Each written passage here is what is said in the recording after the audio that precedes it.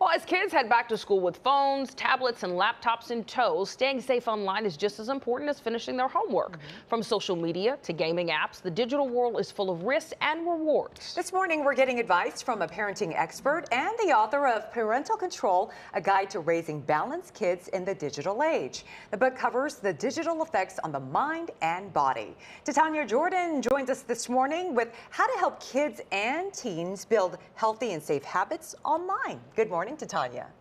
Good morning. Thank you so much for having me. It is our pleasure, and thank you for being here. Our first question for you, Titania, we know that there are, of course, lots of risks on the internet. So can you talk about how parental controls make a safer digital environment for children? Absolutely. Let's just start with biology and physiology. As humans, we need to sleep. Our children, especially as they're growing.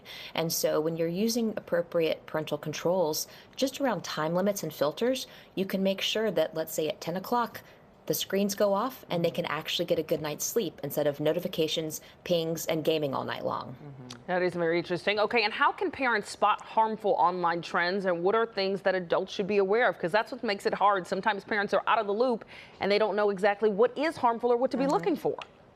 Yeah, just like our parents didn't really know what we were up to in high school and college, it's really hard for parents to stay on top of it, especially because trends happen so fast overnight.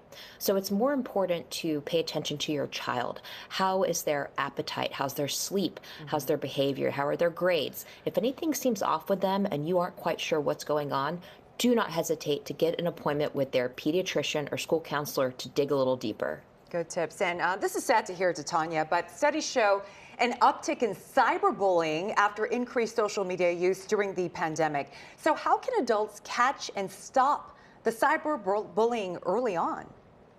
Yeah, thankfully, there is technology that can alert you proactively when your child has encountered bullying, whether they are the bully, because good kid makes bad choices, or they are being bullied. So please look for parental control options that will surface these things to you so you can step in before bullying turns into severe mental health issues. Yeah, which we hear, unfortunately, in so many cases. Well, of course, summer's winding down. We just started talking about kids going back to school this week. So they've been spending even more time on the screen over the summer. How do you transition them into a back to school routine when we know those screens are so tempting? You have to appeal to their quest for knowledge. Meaning, if you just say, that's it, time's up, and don't explain why, they're going to be mad. It's like taking away a tub of ice cream in front of me, right? And, not telling me why.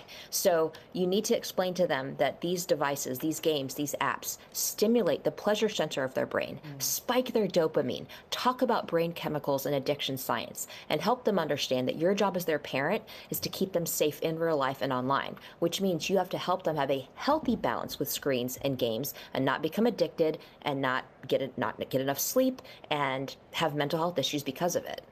All right, Titania, all great advice. And I know the parents are looking for this as the kids start to head back to school this week. So thank you so much for being with us this morning. Thank you for having me.